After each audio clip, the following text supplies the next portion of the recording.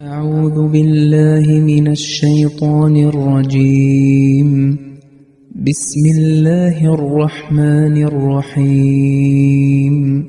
ولتجدنهم أحرص الناس على حياة ومن الذين أشركوا يود أحدهم لو يعمر 1000 سنة وما هو بمزحزحه من العذاب أن يعمر والله بصير بما يعملون. അസ്സലാമു അലൈക്കും വറഹ്മത്തുള്ളാഹി വബറകാതുഹു. സൂറ അൽ ബഖറയിലെ 97-ാമത്തെ വചനമാണ് നിങ്ങൾ കേട്ടത്. അതിൻ്റെ അർത്ഥം ഇപ്രകാരമാണ്: ജനങ്ങളിൽ വച്ച് ഏറ്റവും അധികം ജീവിക്കുവാൻ ആസക്തിയുള്ളവരായി അവരെയും, അതായത് യഹൂദികളെയും ബഹുദൈവ വിശ്വാസികളിൽ ചിലരെയും നിനക്ക് കാണാം. 1000 വർഷം ജീവിച്ചാൽ കൊള്ളാമെന്ന് അവരിൽ ഓരോരുത്തരും ആഗ്രഹിക്കുന്നു. എന്നാൽ അവന് ദീർഘായുസ് ലഭിക്കുക എന്നത് അവനെ ശിക്ഷയിൽ നിന്ന് യാതൊരു വിധത്തിലും ഒഴിവാക്കുന്നതല്ല. അവർ പ്രവർത്തിക്കുന്നത് അള്ളാഹു നല്ലവണ്ണം കണ്ടുകൊണ്ടിരിക്കുന്നു.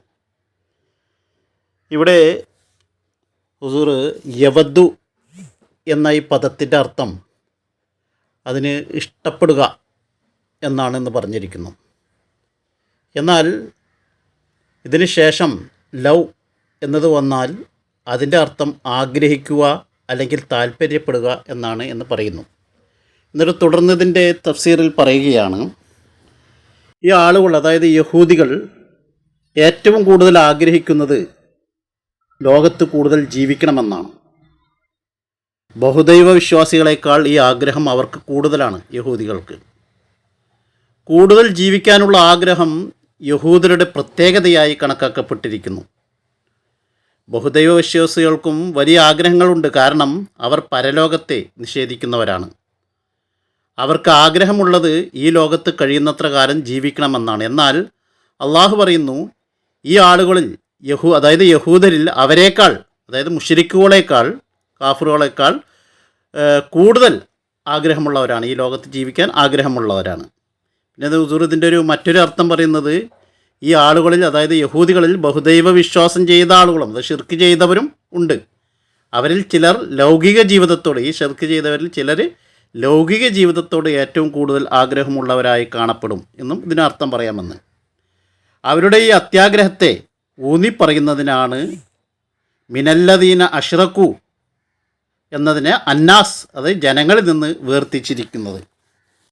അതായത് ഉദാഹരണമായിട്ട് സമൂഹത്തിലെ ജനങ്ങൾ വന്നു, അപ്പോൾ എന്നിട്ട് സെയ്ദും ഉമറും വന്നു എന്ന് പറയുന്നത് പോലെ, സമൂഹത്തിലെ ജനങ്ങൾ വന്നു, സെയ്ദും ഉമറും വന്നു എന്ന് പറഞ്ഞതുപോലെ, സെയ്ദും ഉമറും ജനങ്ങളിൽ ഉൾപ്പെട്ടവർ തന്നെയാണെങ്കിലും അവരെ പ്രത്യേകം എടുത്തു പറയാൻ വേണ്ടി അവരുടെ പേര് വേർതിരിച്ച് പറഞ്ഞു. പിന്നെ ഹുസൂർ പറയാണ്, ബഹുദൈവ വിശ്വാസികൾ 2 തരത്തിലുണ്ട്. ഒരു വിഭാഗം അന്ത്യനാളിനെ നിഷേധിക്കുന്ന, ഈ ലോകത്ത് സുഖമായി ജീവിക്കണമെന്നാഗ്രഹിക്കുന്നവർ. അവർ ലൗകിക ജീവിതത്തോട് അത്യധികം ആസക്തിയുള്ളവരാണ്. മറ്റൊരു വിഭാഗം ബഹുദൈവ വിശ്വാസികൾ എന്ന് പറയുന്നത് ഖിയാമത്തിനെ നിഷേധിക്കുന്നവർ തന്നെയാണ്. പക്ഷേ അവർക്ക് ഈ ലോകത്ത് സുഖം ലഭിക്കുന്നില്ല. ഈ വിഭാഗത്തിലെ ബഹുദൈവ വിശ്വാസികൾ തങ്ങളുടെ ജീവിതം അവസാനിക്കണം എന്ന് ആഗ്രഹിക്കുന്നു. അതുവഴി തങ്ങളുടെ കഷ്ടപ്പാടുകളിൽ നിന്ന് മോചനം ലഭിക്കുമെന്ന് അവർ കരുതുന്നു. ഈ ജീവിതം അവസാനിക്കുന്നതാണ് സുഖത്തിന് കാരണമെന്ന് അവർ കരുതുന്നു.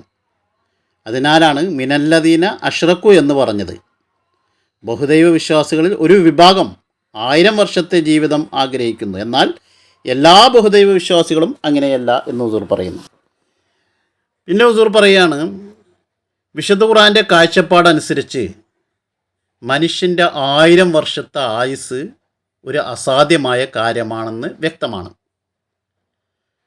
അതിൽ എന്നിട്ട് ഹസ്രത്ത് മസീഹ് മൗഊദ് അലൈഹി ഇസ്ലാം ചഷ്മയ മഅരിഫത്ത് എന്ന ഗ്രന്ഥം രചിക്കുമ്പോൾ അപ്പോൾ അതിലെ ചില കാര്യങ്ങൾ ആളുകളുമായിട്ട് ഷെയർ ചെയ്യാറുണ്ടായിരുന്നു.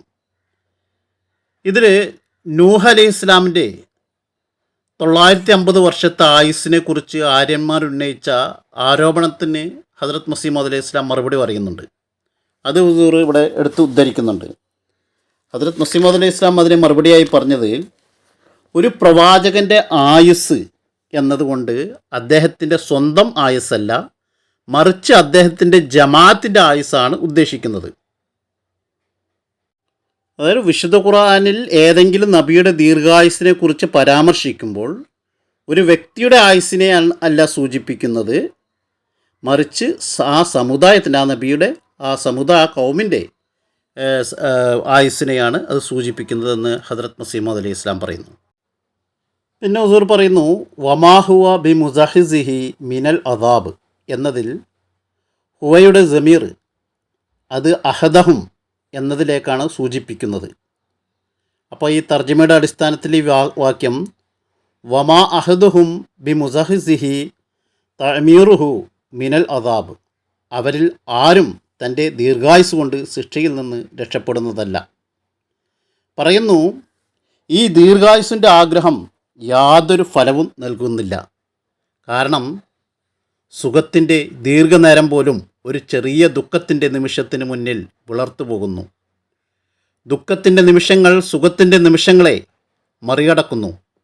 അതിനാൽ ഈ ആയുസ് അവരെ ശിക്ഷയിൽ നിന്ന് എങ്ങനെ രക്ഷിക്കും?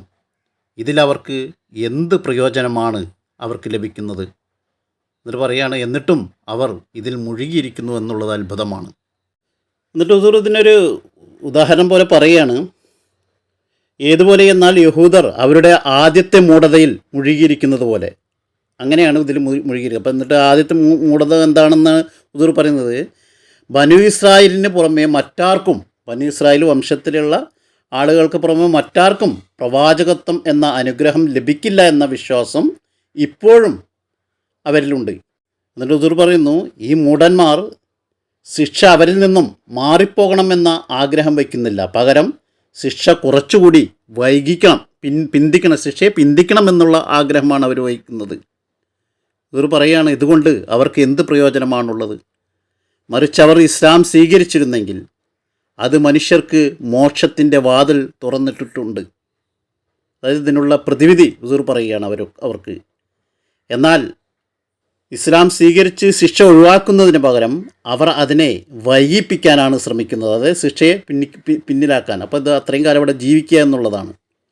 അതായത് മറിച്ച് അവരിവിടെ ചെയ്യേണ്ടിയിരുന്നത് ഇതിൽ നിന്ന് രക്ഷപ്പെടാൻ വേണ്ടിയിട്ട് അള്ളാഹുവിൻ്റെ കരുണയെ ആകർഷിക്കുകയാണ് അവർ ചെയ്യേണ്ടിയിരുന്നത് എന്ന് ഹുസൂർ പറയുന്നു. വാഖിറു ദഅ്വാനാ അൽഹംദുലില്ലാഹി റബ്ബിൽ ആലമീൻ.